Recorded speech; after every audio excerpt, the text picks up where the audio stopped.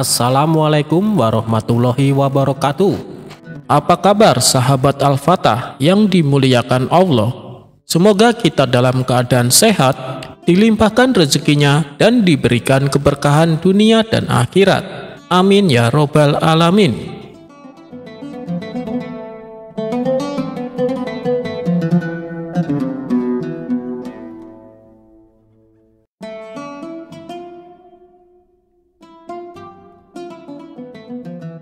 Belakangan ini, situasi istana terasa mencekam. Pasalnya Baginda Raja mendapat pesan ancaman pembunuhan dari seseorang yang belum diketahui identitasnya. Untuk menjaga keselamatan Baginda Raja, para prajurit disiagakan di setiap sudut-sudut istana dan di setiap pintu masuk. Namun Baginda Raja terlihat merasa kurang nyaman. Perasaan was-was selalu menghantui dirinya. Melihat gelagat rajanya yang cenderung ketakutan, Panglima pengawal istana berkata kepadanya, "Ampun Paduka yang mulia, kenapa Paduka masih terlihat sangat gelisah? Para prajurit akan selalu menjaga Paduka kemanapun Paduka pergi. Insya Allah Paduka akan tetap aman." Baginda Raja hanya tersenyum mendengar penuturan Panglima prajuritnya. "Wahai Panglima, kamu salah sangka kalau menganggap aku ketakutan. Semua urusanku aku pasrahkan kepada Allah, termasuk kematianku," jawab Baginda Raja. "Ampun Paduka yang mulia, lalu apa yang membuat Paduka sangat gelisah?" tanya Panglima penasaran. "Saya hanya merasa jenuh dengan keadaan ini, wahai Panglima.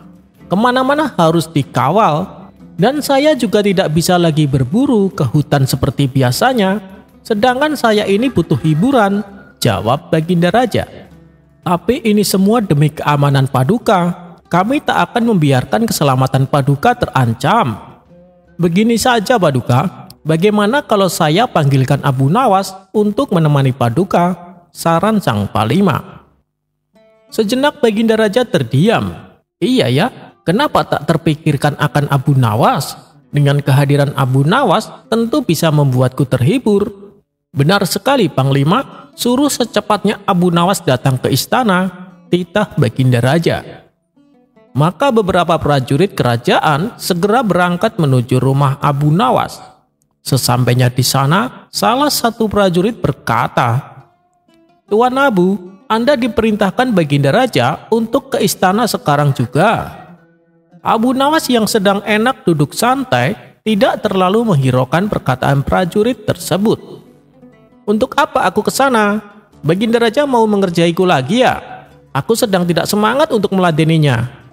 Bilang sama rajamu, Abu Nawas tidak mau datang ke istana. Kalau Baginda Raja marah dan ingin memenjarakan, silahkan tangkap aku daripada aku harus meladeninya," tutur Abu Nawas. "Tuan Abu, apa Tuan Abu tidak dengar kabar? Baginda Raja mendapat ancaman pembunuhan. Baginda mengundang Tuan Abu untuk menemaninya," balas salah satu prajurit. Abu Nawas tersentak kaget mendengarnya. "Benarkah itu? Baiklah, saya akan segera ke sana," ucap Abu Nawas. Singkat cerita, sampailah Abu Nawas di istana dan menghadap Baginda Raja. "Wahai Paduka yang mulia, apa benar Paduka Raja mendapat ancaman pembunuhan?" tanya Abu Nawas memastikan. "Benar Abu Nawas, tapi aku sedikit pun tidak merasa takut, karena hidup dan matiku Allah yang menentukan. Aku mengundangmu ke sini untuk menghiburku, agar aku tidak merasa jenuh Abu Nawas," balas Baginda Raja. "Baiklah Paduka yang mulia, mulai saat ini saya akan setia menemani Paduka Raja," ucap Abu Nawas. Sejak saat itu Abu Nawas ikut menjaga keamanan Baginda Raja. Semua tamu yang ingin bertemu dengan Baginda Raja harus melalui izin dari Abu Nawas, termasuk juga masalah makanan. Semua makanan yang akan dihidangkan kepada Baginda Raja harus melalui izin dari Abu Nawas. Suatu kali ketika Baginda Raja merasa lapar, ia meminta hidangan kepada Abu Nawas. Abu Nawas segera memerintahkan para koki istana untuk memasak sayuran yang enak. Setelah hidangannya matang, para koki langsung menyajikannya di hadapan Baginda Raja. "Wahai Abu Nawas, apakah hidangan ini aman?" tanya Baginda Raja.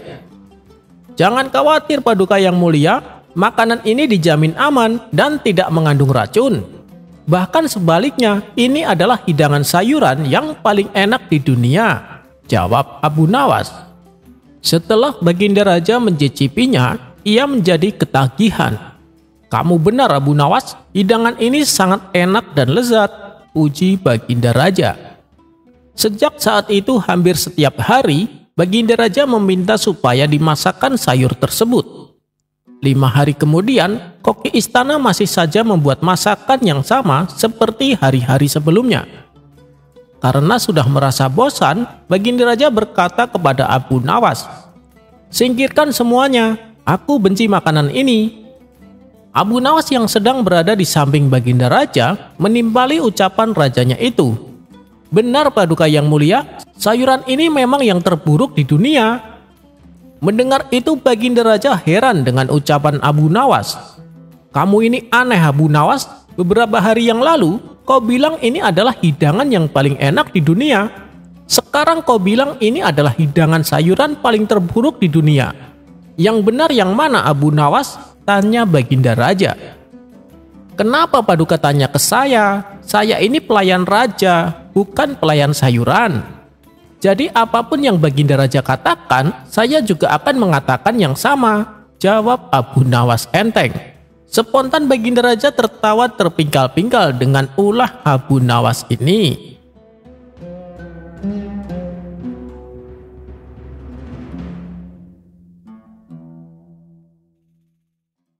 Meskipun antara Baginda Raja dan Abu Nawas seringkali saling mengerjai satu sama lain, namun di balik itu hubungan keduanya terjalin akrab. Apapun permintaan Abu Nawas selalu dikabulkan oleh Baginda Raja. Dan terkadang tanpa diminta pun, Baginda Raja sering memberinya hadiah. Namun ada satu yang membuat Abu Nawas penasaran, yaitu sebuah kebun kecil di belakang istana yang terdapat pohon anggur milik Baginda Raja. Karena selama ini Abu Nawas tak pernah diperkenankan masuk ke dalamnya. Suatu hari Abu Nawas bertanya kepada sang raja, "Paduka yang mulia, kenapa sih saya tidak diizinkan masuk ke kebun di belakang istana?" Baginda Raja menjawab, "Dengar ya Abu Nawas, apapun permintaanmu akan aku penuhi, tapi tidak untuk yang satu ini," kata Baginda Raja. "Iya, saya tahu Paduka, tapi apa alasannya?" tanya Abu Nawas kembali. "Karena di dalam kebun itu ada sebuah pohon anggur. Pohon anggur itu bukan pohon anggur sembarangan. Itu adalah pohon anggur spesial yang tidak ada tandingannya. Dan hanya saya yang boleh memakannya," jelas Baginda Raja. Namanya saja Abu Nawas, semakin dilarang, semakin membuatnya penasaran. Hingga pada suatu ketika, diam-diam Abu Nawas memasuki kebun tersebut. Di sana ia melihat satu pohon anggur yang sudah mulai berbuah. Tanpa pikir panjang, ia memetik beberapa buah dan mulai memakannya satu persatu. "Benar juga, ini buah anggur yang sangat istimewa. Rasanya sungguh luar biasa," kata Abu Nawas dalam hati. Rupanya, perbuatan Abu Nawas ini dipergoki oleh beberapa pengawal istana. Ia pun ditangkap dan dihadapkan kepada Baginda Raja. "Sudah kubilang, kau jangan masuk ke dalam kebun itu. Kau pasti telah mencuri buah anggur," bentak Baginda Raja. "Tidak Paduka, saya hanya ingin memastikan saja apakah buah anggurnya sudah layak dimakan atau belum," jawab Abu Nawas. Melihat reaksi Abu Nawas yang kelihatan polos dan lugu, membuat Baginda Raja reda amarahnya. Karena walau bagaimanapun, Abu Nawas adalah satu-satunya orang yang bisa menghibur dirinya. Dan sudah sepantasnya bila Abu Nawas ikut merasakan lezatnya buah anggur tersebut. Baiklah Abu Nawas, kali ini kau kuampuni, tapi jangan kau ulangi perbuatanmu. Dan untuk menebus kesalahanmu, ada satu pertanyaan yang harus kau jawab dengan benar. Apabila salah, kau akan mendapat hukuman, tutur Baginda Raja. Saya siap menjawabnya Paduka Yang Mulia, saut Abu Nawas. Kemudian Baginda Raja pun memulai pertanyaannya. Apa yang bisa dilihat orang lain, tapi saya tak bisa melihatnya? Dan apa yang tak bisa dilihat oleh orang lain, tapi saya bisa melihatnya? Tanpa pikir panjang, Abu Nawas langsung menjawabnya. Jawabannya adalah telinga. Orang lain bisa melihat telinga Paduka, tapi Paduka tidak bisa melihatnya. Dan Paduka bisa melihat semua telinga orang lain, sedang orang lain tersebut tak bisa melihatnya. Atas jawaban cerdik Abu Nawas ini, ia pun akhirnya lolos dari hukuman.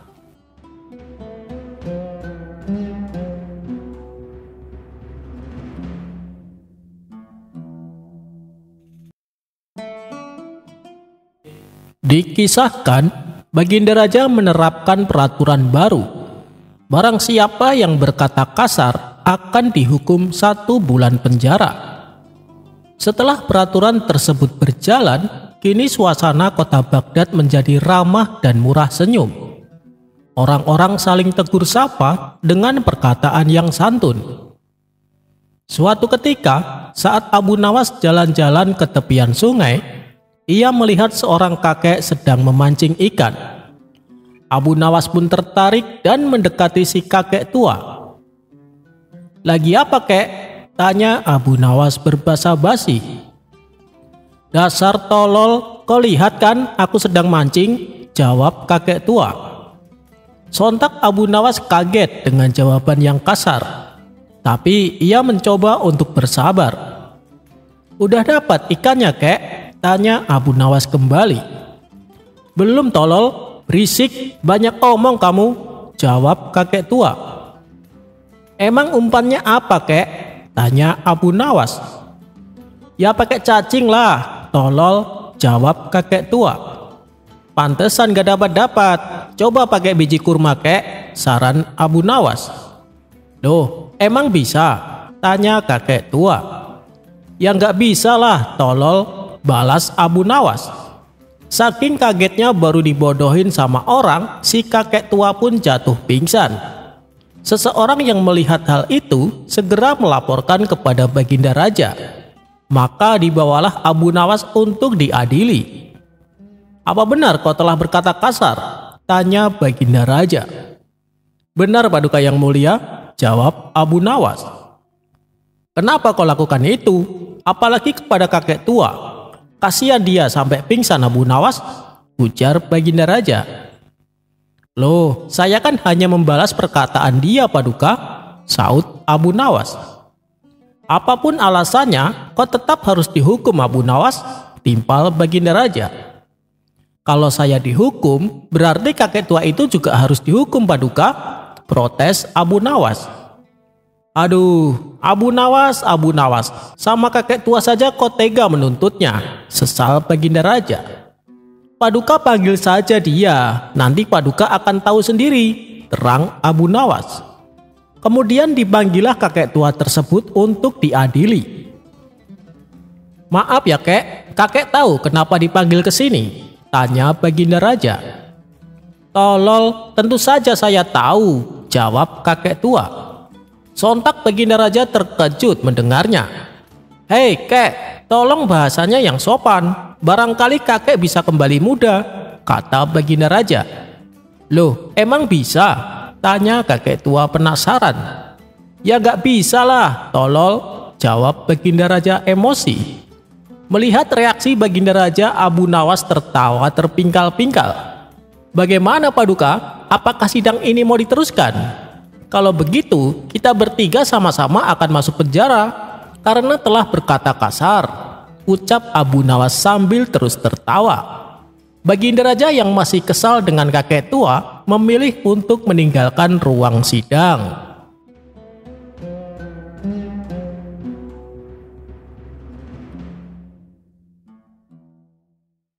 Bila saja Abu Nawas ingin hidup kaya, tentu dengan mudahnya ia bisa mewujudkan. Bagaimana tidak, berbagai posisi jabatan menteri telah Baginda Raja tawarkan, tapi Abu Nawas selalu menolaknya. Padahal kalau ia mau, ia akan mendapatkan gaji besar tiap bulannya. Belum lagi hadiah pundi-pundi uang emas yang sering ia dapatkan dari Baginda Raja. Namun, hadiah tersebut tidak ia gunakan sendiri, melainkan ia sedekahkan kepada para tetangganya yang miskin. Abu Nawas bukanlah tipe orang yang suka menumpuk-numpuk harta. Ia adalah sosok yang dermawan dan memilih hidup sederhana. Lantaran sudah biasa hidup pas-pasan, Abu Nawas tidak pernah mengeluh. Hanya saja hal yang demikian tentu saja berbeda dengan sang istri. Istrinya kadang-kadang mengeluh dengan kondisi ekonominya yang serba pas-pasan. Suatu hari, istrinya berkata kepada Abu Nawas, "Suamiku, sampai kapan hidup kita terus-terusan seperti ini? Mengapa tidak kau terima saja tawaran Baginda Raja untuk menjadi menteri? Tentu keadaan ekonomi kita akan jauh lebih baik." Dengan lemah lembut Abu Nawas menjawab, "Istriku, tapi aku hanya mengabdi kepada Allah saja. Itulah kenapa aku tidak mau menjadi menteri." Tanpa diduga respon sang istri membuat Abu Nawas kaget. "Ya sudah, kalau begitu mintalah kepada Allah," jawab istrinya dengan ketus. Dasar Abu Nawas bukannya menenangkan hati istrinya, ia malah sengaja mengerjai sang istri. Ia pun segera keluar dan bersujud di halaman rumahnya. "Ya Allah, berilah hamba upah 100 keping perak," teriak Abu Nawas berulang-ulang. Tentu saja tingkah Abu Nawas ini mengundang perhatian tetangga sekitarnya. Ada yang merasa kasihan, ada juga yang menganggapnya gila. Tapi ada salah satu tetangga yang ingin mengerjai Abu Nawas. Ia pun melemparkan uang 100 keping perak tepat mengenai kepala Abu Nawas. Abu Nawas pun langsung membawa lari uang itu ke dalam rumah dengan teriak penuh gembira. Abu Nawas berkata kepada istrinya, "Hai istriku, aku ternyata memang wali Allah. Ini upahku dari Allah." Sang istri tak kalah senangnya begitu suaminya menyerahkan uang tersebut. Sementara tetangganya yang mengerjai Abu Nawas itu tidak terima. Niatnya mau mempermainkan Abu Nawas, malah ia sendiri yang rugi. Akhirnya ia pun langsung mendatangi rumah Abu Nawas. "Hei Abu Nawas, kembalikan uangku," ucapnya sewot. "Uang? Uang yang mana?" tanya Abu Nawas pura-pura tidak tahu. "Uang yang aku lempar waktu kamu teriak-teriak di depan rumah," jawab tetangganya. "Oh, tidak bisa. Itu uang pemberian dari Allah. Aku kan tadi berteriak minta uang kepada Allah. Dan uang yang jatuh itu pasti jawaban dari Allah," sahut Abu Nawas berkelit. Mendengar jawaban Abu Nawas, tetangganya itu menjadi marah. Ia tidak terima uangnya diambil oleh Abu Nawas. "Abu Nawas, aku akan melaporkanmu ke Tuan Hakim dan aku akan menuntutmu.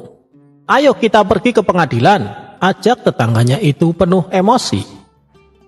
"Baik, ayo kita ke pengadilan," tantang Abu Nawas. "Tapi aku tidak pantas ke pengadilan kalau keadaanku seperti ini. Aku tidak punya kuda dan pakaian bagus. Pasti hakim akan berprasangka buruk pada orang yang miskin," tukas Abu Nawas. "Maksudmu apa Abu Nawas?" tanya sang tetangga tak mengerti. "Pinjamkan aku jubah dan kudamu," jawab Abu Nawas. Demi uangnya kembali, sang tetangga itu pun rela meminjamkan jubah dan kudanya. "Kamu akan merasakan akibatnya Abu Nawas. Kamu pasti akan dihukum karena telah merebut uangku," kata si tetangga dalam hati. Tak lama kemudian, mereka berdua pun sampai di pengadilan.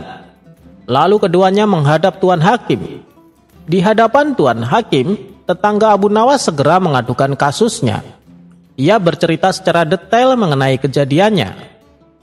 "Oh, seperti itu. Saya mengerti, tapi saya belum bisa memutuskan kasus ini. bila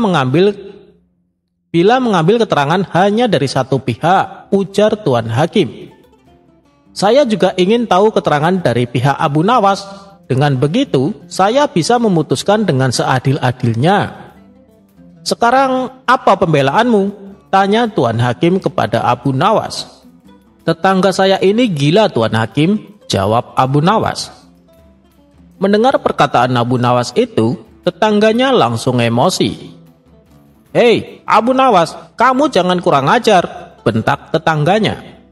Keduanya pun segera dilerai oleh Tuan Hakim. Tolong hormati ruang sidang, ini bukan pasar, hardik Tuan Hakim. Bila kalian mau meneruskan sidang ini, ikuti aturan tata tertibnya. Si tetangga Abu Nawas pun langsung terdiam. Baiklah, sidang kita teruskan. Tadi kamu mengatakan kalau tetanggamu itu gila. Apa buktinya? Tanya Tuan Hakim kepada Abu Nawas. Begini Tuan Hakim, ia pikir segala yang ada di dunia ini adalah miliknya. Coba saja tanyakan padanya tentang jubah yang saya pakai dan kuda yang saya kendarai. Pasti semua diakui sebagai miliknya. Apalagi uang saya, kata Abu Nawas menjelaskan. Dengan kaget sang tetangga pun berteriak. Tetapi itu semua memang milik saya Tuan Hakim. Tuh kan, betul kan, apa kata saya? Semua pasti diakui olehnya, ujar Abu Nawas kepada Tuan Hakim. Karena dirasa bukti-bukti sudah cukup, maka Tuan Hakim memutuskan bahwa Abu Nawaslah yang berhak atas uang tersebut. Setelah selesai menjalani persidangan, keduanya pun disuruh pulang oleh Tuan Hakim. Di tengah perjalanan, si tetangga minta maaf kepada Abu Nawas.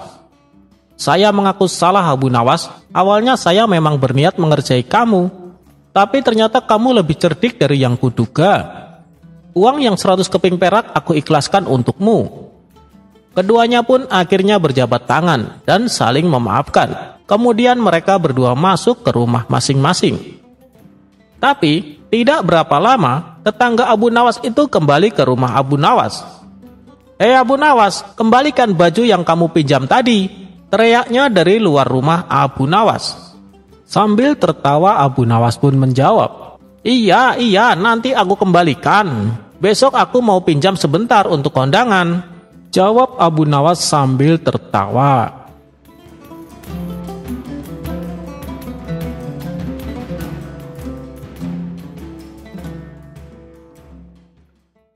Abu Nawas dan Raja yang penakut. Pada suatu hari, Baginda Raja perintahkan pengawal untuk memanggil Abu Nawas supaya datang ke istana. Tidak berapa lama, datanglah Abu Nawas menghadap. Ada apa wahai paduka yang mulia? Tanya Abu Nawas. Begini Abu Nawas, aku butuh bantuanmu. Sahabatku raja dari negeri seberang adalah raja yang sangat penakut. Aku ingin kau menyembuhkan dia dari rasa takutnya, tutur Baginda Raja. Kemudian Abu Nawas bertanya lebih jauh perihal keadaan raja tersebut. Ketakutan yang dialaminya sungguh tidak wajar Abu Nawas. Dia takut pada segala sesuatu, termasuk kepada bayang-bayangnya sendiri.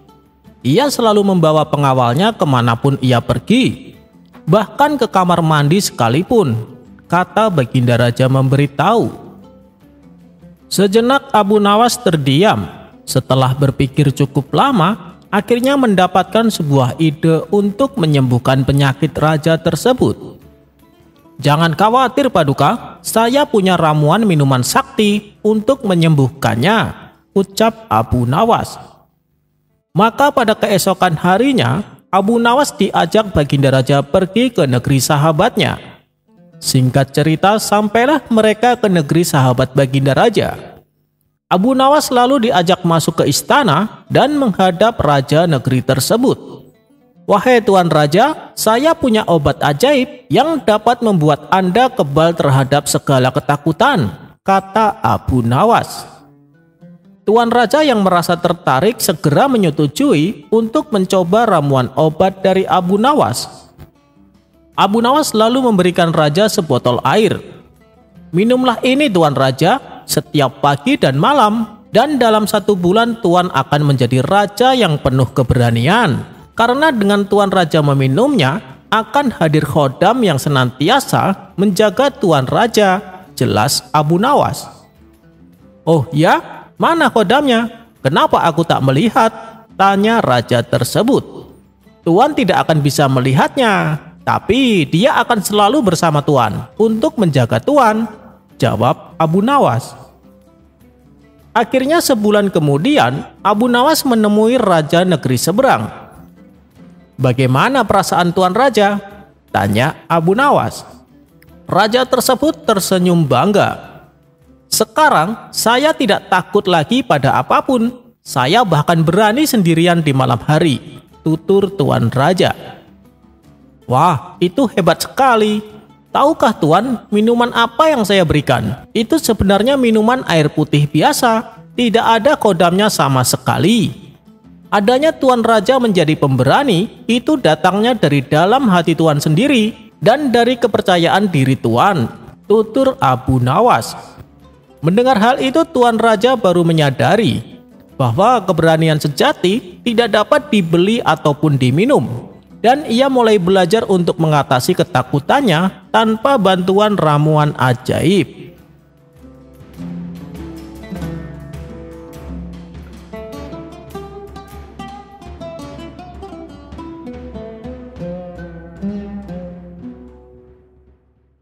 Alkisah, pada suatu hari kerajaan mengalami krisis ekonomi yang buruk. Karena sumber pendapatan kerajaan yang berasal dari pajak tidak memenuhi target. Kondisi kerajaan yang krisis ini membuat Baginda Raja geram. Kerajaan telah berhasil memperluas wilayahnya, namun krisis malah muncul dari pendapatan pajak. Akhirnya diadakanlah pertemuan, di mana para menteri kerajaan hadir dengan membawa berbagai kertas laporan sesuai dengan bidangnya masing-masing. Baginda Raja memulai pembicaraan. Wahai para menteri, bagaimana mungkin kerajaan ini memiliki infrastruktur yang rusak parah? Kenapa hasil pertanian menurun? Tanya Baginda Raja. Semua menteri hanya bisa terdiam mendengar bentakan Baginda Raja. Mereka tak mampu menjawab, hanya memberikan kertas laporan kepada Baginda Raja. Karena sangat marah, Baginda Raja pun merobek kertas-kertas itu. Dan ada juga yang disuruh memakan kertas itu. Abu Nawas yang juga hadir di pertemuan itu juga tak mampu berbuat banyak. Namun, beberapa saat kemudian, Baginda Raja memerintahkan Abu Nawas untuk menggantikan petugas pajak menghitung pendapatan pajak. Setelah beberapa saat, Abu Nawas maju ke singgasana raja dan membawa sepotong roti. Melihat hal itu, semua menteri terheran-heran dengan tingkah Abu Nawas. Hei Abu Nawas, apakah kau akan menyuapku dengan sepotong roti itu? Tanya Baginda Raja agak marah. Bukan begitu Baginda Raja. Laporan keuangan yang saya kerjakan semuanya tercatat pada roti ini, jawab Abu Nawas. Apa maksudmu? Kau jangan berpura-pura gila di hadapanku, kata Baginda Raja kesal. Wahai Baginda Raja, usiaku ini sudah cukup lanjut. Aku tidak akan sanggup memakan kertas-kertas yang nantinya Anda sobek dan menyuruhku untuk memakannya. Jadi, semua laporan aku pindahkan pada roti ini, ucap Abu Nawas. Sebuah teguran yang halus dari Abu Nawas agar Baginda Raja lebih bijaksana dalam memimpin kerajaannya. Sejak saat itu pula, Baginda Raja tersadar bahwa tindakannya tidak benar karena telah menyuruh menterinya memakan kertas. Akhirnya, Baginda Raja merumuskan kembali perundang-undangan yang lebih memihak kepada rakyat kecil. Kalah gertak dengan Abu Nawas, Raja diminta memerintah bangsa semut. Selama ini Raja memendam rasa penasaran karena Abu Nawas selalu cerdik dan lolos dari setiap jebakannya. Raja terus berpikir keras mencari cara untuk bisa mengalahkan sosok humoris dan cerdik ini. Akhirnya Menteri Istana memberi usulan sebuah pertanyaan yang menurut Baginda Raja sulit dijawab Abu Nawas. Maka saat itu juga dia memerintahkan beberapa pengawal untuk memanggil Abu Nawas. Para pengawal pun sampai di rumah Abu Nawas. "Tuan Abu Nawas, Anda diperintah Paduka Raja ke istana sekarang juga," ujar salah seorang pengawal. Abu Nawas yang sedang istirahat merasa terganggu dengan kehadiran para pengawal istana. Kalau bukan perintah Baginda Raja, tentu saja Abu Nawas akan mengusirnya. "Sampai kapan sih Paduka Raja selalu mengganggu istirahatku?" gerutu Abu Nawas. Dengan terpaksa Abu Nawas datang ke istana. Akibat perasaannya yang sudah dongkol, Abu Nawas pun bertingkah agar Baginda Raja emosi. Ia langsung mengambil makanan dan duduk di samping sang raja. Awalnya tingkah Abu Nawas yang tidak sopan ini sempat membuat raja jengkel. Tapi karena ada rencana untuk mempermalukan Abu Nawas, ia pun menahan emosinya. "Wahai Abu Nawas, aku ada tebakan untukmu. Apa kau siap menjawabnya?" tanya Baginda Raja. "Tujuanku ke sini memang untuk menjawab tebakan Paduka Raja," jawab Abu Nawas dengan enteng. "Bagus, kalau kau bisa menjawab pertanyaanku, aku akan memberikan hadiah 1000 dinar, ungkap Baginda Raja. "Tapi kalau kau tidak mampu menjawab, sebagai hukumannya rambut kepalamu harus digundul dan janggutmu dipotong bersih. Lalu aku akan mengarakmu dengan keledai," sambung Baginda Raja. Seketika Abu Nawas terkejut, karena biasanya hukuman yang akan diterima yaitu penjara selama sebulan. "Baiklah Paduka Raja, tapi hamba tidak menginginkan uang," balas Abu Nawas. "Lalu apa yang kau inginkan?" tanya Baginda Raja lagi. "Hamba ingin Paduka Raja memerintahkan serangga-serangga itu jangan menggangguku," jawab Abu Nawas. Baginda Raja pun kaget dengan permintaan Abu Nawas. Sejenak dia berpikir bahwa serangga-serangga itu bukan rakyatnya, maka tidak akan mungkin terjadi. "Bukankah Baginda seorang raja? Akan hebat seorang raja bila dapat memerintah serangga," celetuk Abu Nawas. Rupanya Abu Nawas mengetahui apa yang dipikirkan oleh padukanya. "Bagaimana Paduka? Apakah Paduka bersedia?" terang Abu Nawas. Rasa takut pun menghampiri Baginda Raja. Ia takut Abu Nawas dapat menjawab tebakannya. Tetapi dirinya malu apabila tidak dapat memenuhi permintaan Abu Nawas. Abu Nawas berpikir Baginda Raja takut malu. Akhirnya bersedia menjawab pertanyaan dari Paduka Raja tanpa sebuah syarat apapun.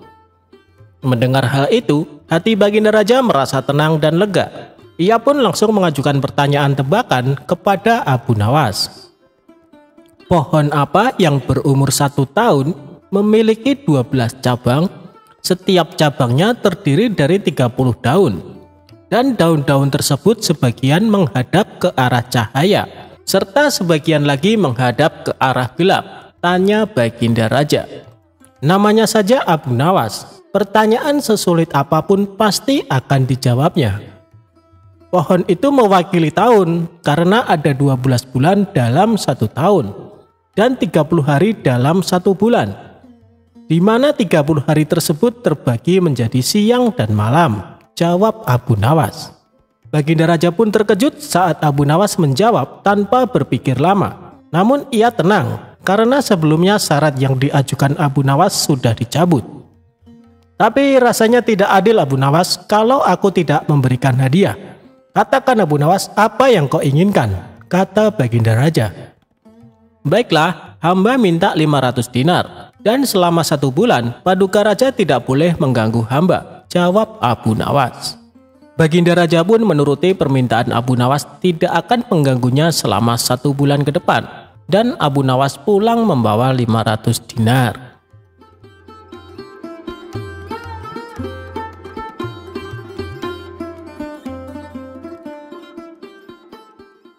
Abu Nawas mendapat hadiah gajah. Kisah Abu Nawas kali ini tentang dia melawan raja yang sombong. Kisah bermula, suatu hari Raja bengis dan kejam bernama Bedul menjajah seluruh negeri Asia Tengah. Dia dan ribuan pasukannya tidak segan-segan menghancurkan siapa saja yang berani melawan. Raja Bedul dan pasukannya berencana menyerang kota Baghdad, negeri tempat tinggal Abu Nawas. Hal ini membuat semua warga ketakutan, termasuk Abu Nawas sendiri. Sebab Raja Bedul dan pasukannya terkenal sadis dan kejam. Beberapa bulan kemudian, terdengar kabar bahwa Raja Bedul serta pasukannya akan memasuki kota Baghdad. Abu Nawas selaku orang yang ditokohkan di sana, segera mengajak masyarakat berkumpul di alun-alun. Lantas ia naik ke atas mimbar dan berpidato di depan khalayak ramai. Mari kita semua berdoa supaya pasukan Raja Bedul ditimpa musibah angin topan yang dahsyat sehingga mereka semua menjadi binasa, kata Abu Nawas. Semua warga yang kala itu berkumpul di alun-alun serentak menjawab amin dengan lantang. Tiba-tiba seorang pria berdiri dan bertanya kepada Abu Nawas, "Apakah engkau pernah melihat tentara Raja Bedul?" "Belum pernah, dan aku juga belum pernah melihatmu sebelumnya. Sepertinya kau bukan orang sini," jawab Abu Nawas. "Benar, aku memang bukan orang sini, karena aku adalah panglima tentara Raja Bedul," ujar orang itu. Sontak Abu Nawas terkejut, begitu pula penduduk kota. Mereka tidak menyangka bahwa pasukan Raja Bedul sudah memasuki daerahnya. Tapi dengan tenang, Abu Nawas melanjutkan pidatonya. "Mari kita berdoa sekali lagi, kali ini untuk jenazah kita." Mendengar hal itu, membuat panglima tentara Raja Bedul menjadi heran. "Kenapa berdoa untuk jenazahmu sendiri? Dasar bodoh. Orang mati itu didoakan oleh orang yang hidup," ujarnya. "Tuan benar, tapi bukankah kami semua akan mati diserang pasukan Tuan? Sedangkan kami tidak tahu apakah akan ada di antara kami yang masih hidup untuk mendoakan jenazah kami. Jadi selagi kami masih hidup, kami berdoa untuk jenazah kami nanti," balas Abu Nawas. Panglima tentara Raja Bedul tertawa terpingkal-pingkal mendengar kelucuan Abu Nawas. Ia mengatakan bahwa dirinya dan pasukannya tidak akan menyerang negeri Abu Nawas, justru sebaliknya, akan memberikan hadiah seekor gajah. Para penduduk pun lega mendengarnya. Mereka berterima kasih kepada Abu Nawas karena telah menyelamatkan. Namun, permasalahan lain pun muncul. Kehadiran gajah tersebut membuat penduduk desa resah sebab memakan banyak hasil panen. Penduduk negeri pun mengadukan ini kepada Abu Nawas. "Bagaimana ini Abu Nawas? Apa yang harus kita lakukan? Kita tidak mungkin membunuh atau menjual gajah itu kan? Bisa-bisa panglima tentara Raja Bedul akan murka," tutur salah seorang warga. Mereka semua menyalahkan Abu Nawas dan menuntut agar mengembalikan hadiah itu. "Aku setuju dengan usul kalian, tapi dengan satu syarat. Kalian harus menemaniku saat menghadap sang panglima," ujar Abu Nawas. Para penduduk desa pun sepakat dengan keputusan Abu Nawas. Sesampainya di sana, ada ribuan pasukan yang sedang berkumpul dan terdapat ratusan tenda berdiri di tengah lapangan.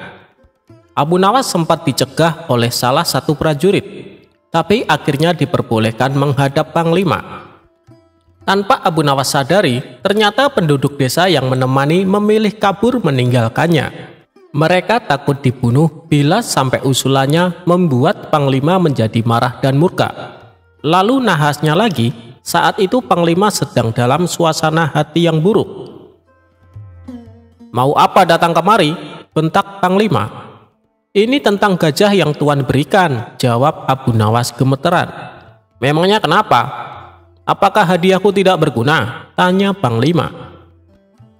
Abu Nawas menjadi ketakutan. Ia lalu menengok ke belakang dan ternyata penduduk telah meninggalkan dirinya.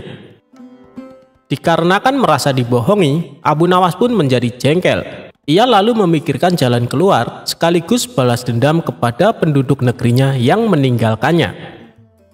Kira-kira jawaban apa yang harus ia katakan supaya Panglima Tentara Raja Bedul tidak marah? Akhirnya Abu Nawas pun menemukan ide cerdas. Begini Tuan, hamba perhatikan gajah pemberian Tuan terlihat sedih. Mungkin karena tidak ada pasangannya. Apakah Tuan punya gajah betina untuk dijadikan pasangannya? Ucap Abu Nawas. Oh itu. Baiklah, sekarang juga akan aku kirim gajah betinanya, jawab Panglima. Abu Nawas kemudian undur diri pamit pulang. Dia pun pulang dengan senang karena mendapat hadiah lagi seekor gajah. Ini dia menjadi punya 2 gajah.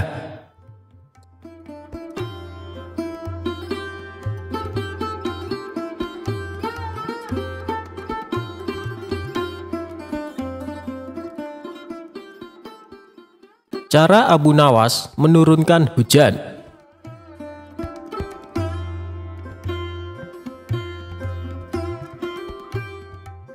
Kisahnya bermula ketika Abu Nawas melakukan kesalahan yang membuat Baginda Raja sangat marah. Baginda Raja memerintahkan pasukan istana untuk secepatnya menangkap Abu Nawas.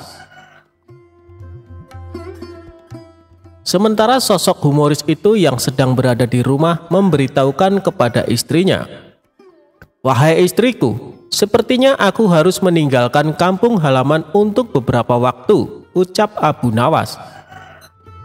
"Ada masalah apa lagi wahai suamiku? Kenapa engkau terlihat ketakutan?" tanya sang istri yang sangat khawatir. "Aku telah membuat kesalahan yang membuat Baginda Raja murka. Aku yakin tidak lama lagi pasukan istana datang kemari untuk menangkapku," jawab Abu Nawas. Kemudian Abu Nawas mengemas bajunya ke dalam tas dan segera pergi meninggalkan rumah.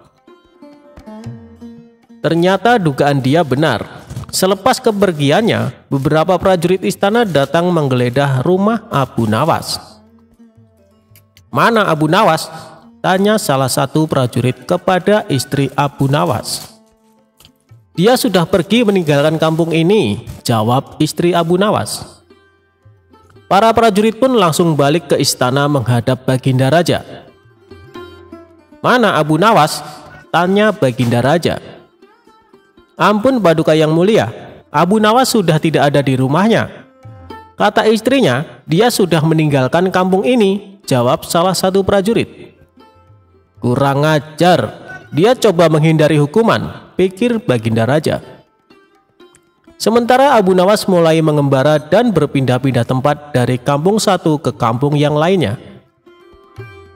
Suatu ketika dalam pengembaraannya, Abu Nawas melintasi sebuah dusun yang sedang dilanda musim kemarau. Abu Nawas yang mengenakan jubah dan sorban layaknya ulama besar sempat membuat perhatian warga.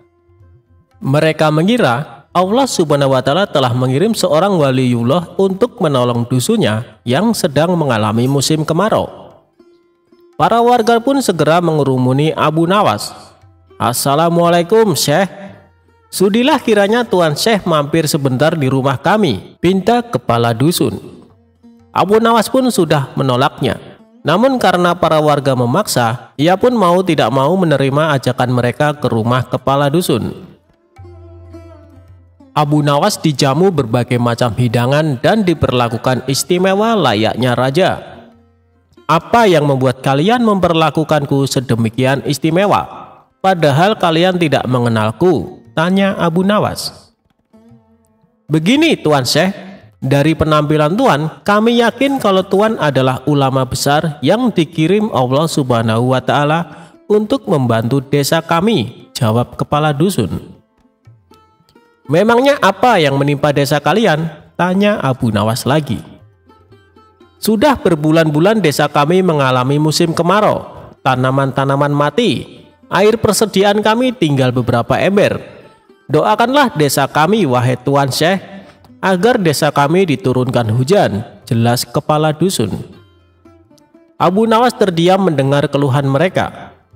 Ia juga berbulan-bulan tidak mandi dan bajunya sudah lama tidak dicuci.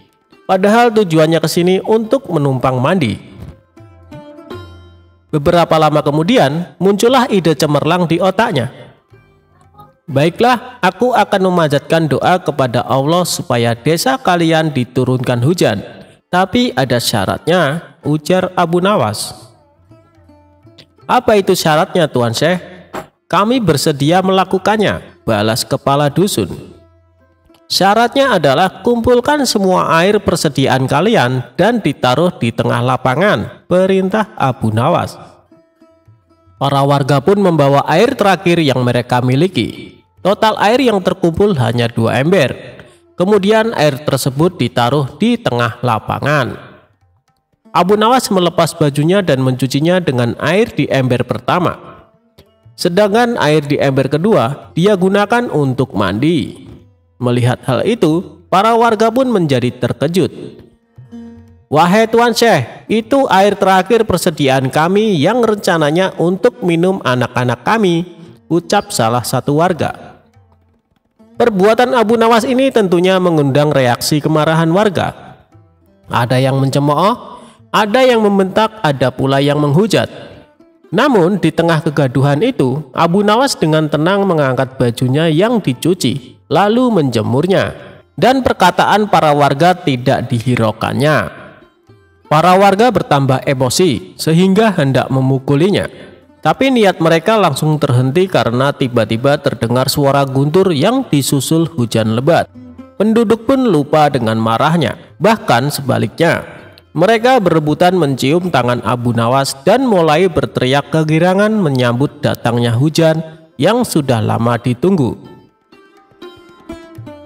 Saat itu sang kepala dusun menghampiri Abu Nawas. Tuan Syekh, sebenarnya doa apa yang Tuan panjatkan sehingga langit berkenan menurunkan hujan? Tanya kepala dusun. Dengan polosnya Abu Nawas menjawab, begini, doaku biasa saja, tapi jubahku ini tinggal satu dan tidak pernah dicuci selama berbulan-bulan. Bila aku menjemurnya, pasti hujan akan turun deras. Mungkin karena langit tidak tahan dengan bau jubahku ini, celetuk Abu Nawas cengengesan. Mendengar hal itu, sontak para warga langsung tertawa terpingkal-pingkal. Sejak saat itu Abu Nawas mulai menetap di sana sembari menunggu kemarahan Baginda Raja reda.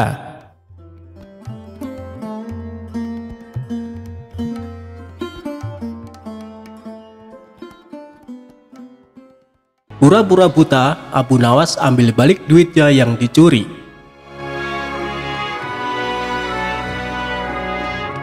Abu Nawas suatu hari bersama temannya membahas suatu masalah yang mengatakan bahwa orang buta atau tunanetra tidak berdosa karena pintu masuknya dosa tertutup baginya.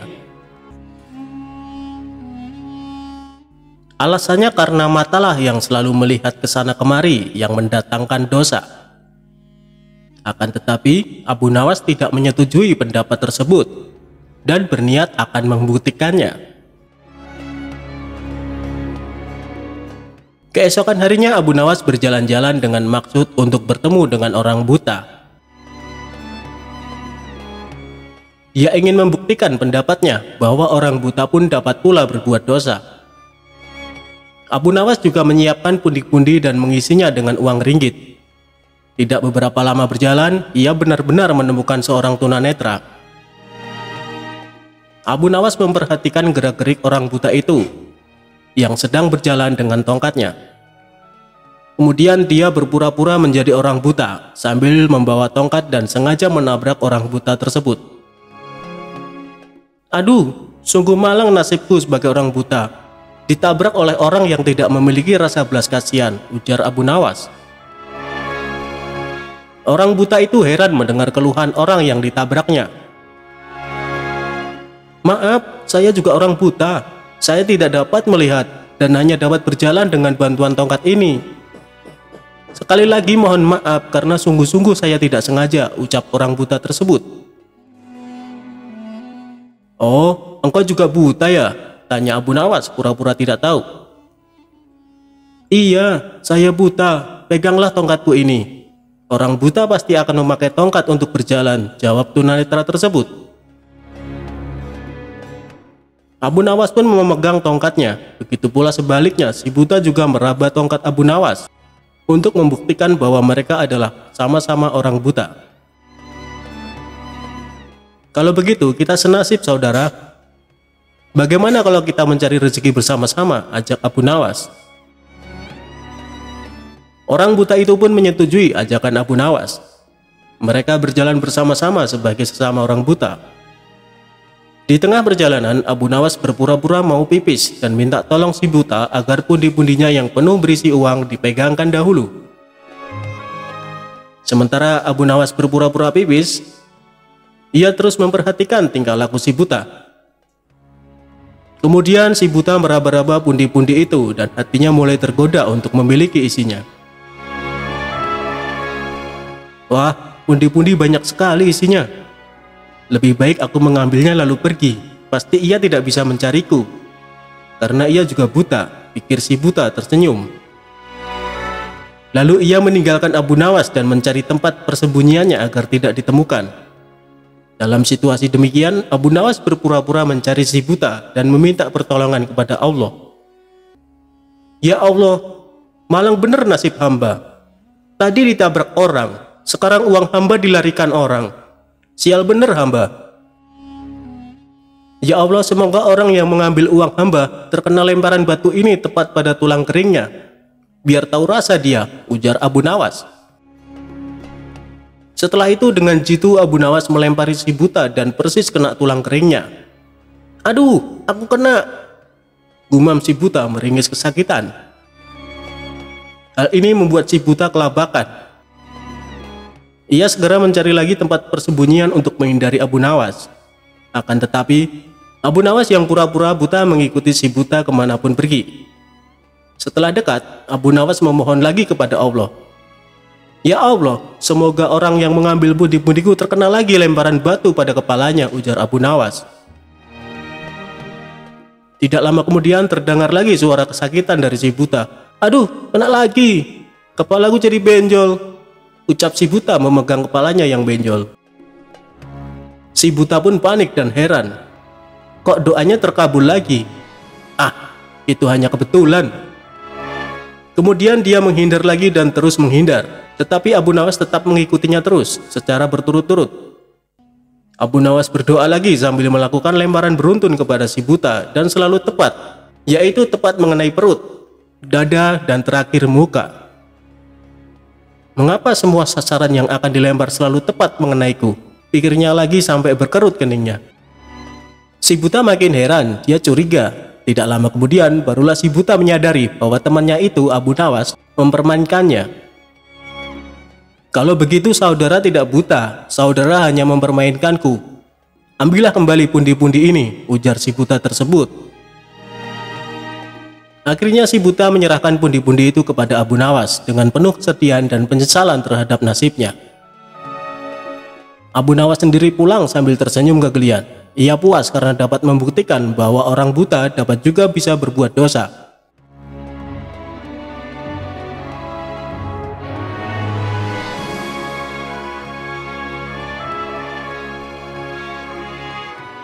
Jangan pernah menitipkan uang dengan Abu Nawas jika tidak mau rugi.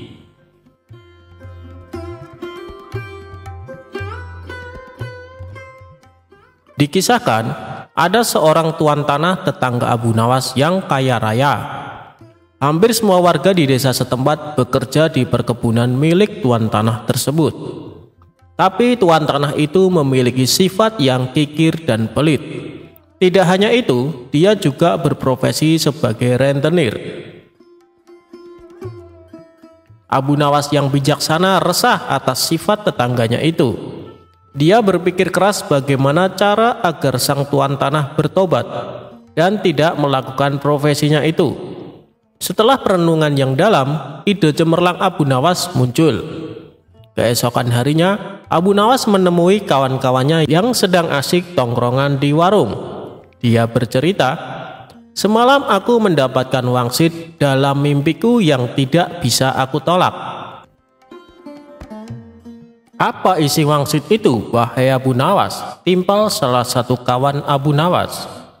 "Wangsit itu, apapun yang dititipkan padaku akan beranak," sahut Abu Nawas. "Maksudnya apa, wahai Abu Nawas?" tanya kawan-kawannya. Ketika kalian menitipkan benda seperti ayam kepadaku, maka dalam beberapa hari akan beranak dan bertambah. Begitupun ketika kalian menitipkan uang atau aku meminjam uang kepada kalian.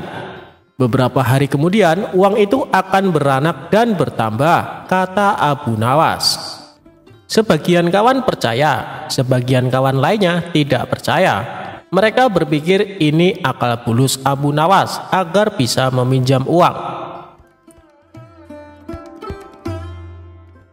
Aku akan menitipkan 1 ekor kambing padamu nanti sore, kata salah satu kawan. Aku akan menitipkan 2 dinar uang kepadamu, timpal kawan yang lainnya. Ternyata setelah 5 hari berlalu, kambing dan uang yang dititipkan kepada Abu Nawas benar-benar beranak. Dari kambing 1 ekor dikembalikan menjadi 5 ekor. Begitupun uang yang dititipkan. Dari 2 dinar dikembalikan menjadi 5 dinar. Berita kehebatan Abu Nawas ini tersebar luas ke penduduk desa. Berita itu sampai pada telinga tuan tanah yang pelit dan berprofesi sebagai rentenir.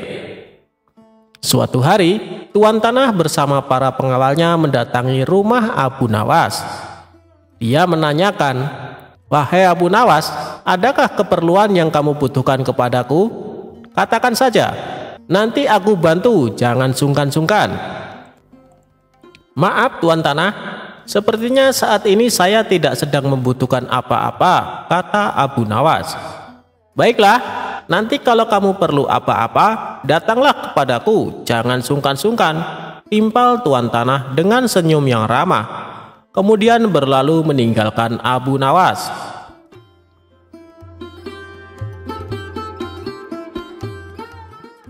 Suatu sore, Abu Nawas merasa lapar. Dia sudah tidak mempunyai apapun di dalam rumah untuk dimakan. Kemudian dia teringat tuan tanah dan rencananya dulu. Abu Nawas langsung mendatangi rumah tuan tanah. Dia meminjam 3 butir telur untuk dimakan. 5 hari kemudian, Abu Nawas mengembalikan telur tersebut. Tuan tanah kaget ketika membuka bingkisan dari Abu Nawas. "Kenapa jadi 5 butir, wahai Abu Nawas?" tanya tuan tanah pura-pura tidak tahu seraya tersenyum. "Apakah tuan tidak tahu? Apapun yang dititipkan atau dipinjamkan kepadaku akan beranak dan bertambah banyak," kata Abu Nawas. Tuan tanah tersenyum, kemudian menawarkan pinjaman kepada Abu Nawas. Tapi Abu Nawas menolak dengan dalih sedang tidak butuh.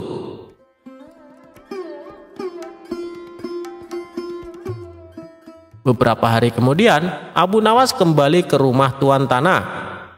Abu Nawas hendak meminjam uang 1000 dinar. Jumlah itu terbilang sangat banyak. Dengan uang itu, tuan tanah bisa menggaji semua karyawan-karyawannya. Tuan tanah langsung membuka berangkas uangnya, lalu menyerahkan sejumlah uang yang dibutuhkan Abu Nawas. "Ini uangnya, wahai saudaraku," kata tuan tanah. Abu Nawas langsung pulang ke rumah. Pada sisi lain, tuan tanah sedang berkhayal uangnya akan kembali berlipat-lipat di kemudian hari. Hari berganti hari. Tuan tanah tidak sabar menunggu Abu Nawas mengembalikan uangnya dengan jumlah yang berlipat ganda. Tidak terasa, 5 hari berlalu. Abu Nawas tidak kunjung datang. 1 bulan kemudian, Abu Nawas juga tidak mengembalikan uang milik tuan tanah. "Wahai Abu Nawas, sudah 1 bulan saya menantimu, tapi kamu tidak datang juga ke rumahku," kata tuan tanah. "Oh iya tuan, sebenarnya saya akan ke rumah tuan, namun saya sangat sibuk. Berhubung tuan sudah ada di rumah saya, sekalian ada yang ingin saya bicarakan," kata Abu Nawas beralasan. "Tidak apa-apa saudaraku, silakan, apa yang ingin kau bicarakan?" timpal tuan tanah. "Sebenarnya uang yang tuan pinjamkan kepadaku boro-boro beranak. 3 hari kemudian malah mati tidak tersisa," terang Abu Nawas. "Apa maksudmu Abu Nawas?" tanya tuan tanah sambil emosi. "Kamu mau mempermainkanku ya?" sambung tuan tanah. "Tidak tuan, tapi itulah kenyataannya," kata Abu Nawas. Tidak terima dengan itu, tuan tanah melaporkan Abu Nawas kepada pengadilan. Ia menuntut Abu Nawas agar dihukum karena telah menghilangkan uang dengan jumlah yang sangat besar. Saat keduanya dihadapkan pada hakim, tuan tanah berkata, "Wahai hakim yang mulia, Abu Nawas telah menipuku. Katanya uang yang dipinjamkan kepadanya akan beranak. Tapi kenyataannya dia tidak sepeser pun mengembalikan kepadaku. Saya minta Abu Nawas dihukum," katanya. Hakim kemudian bertanya kepada Abu Nawas, "Apakah benar seperti itu, wahai Abu Nawas?" tanya hakim. "Wahai hakim yang mulia, saya tidak menipu dia sama sekali," kata Abu Nawas. "Lalu kenapa kamu tidak mengembalikan uangnya?" tanya hakim. "Dari awal sudah aku katakan kepadanya, wahai hakim, apapun yang dititipkan kepadaku akan beranak. Dan kebetulan uang yang ia titipkan kepadaku bukannya beranak tapi malah mati. Aku tidak mungkin mengembalikannya karena telah mati.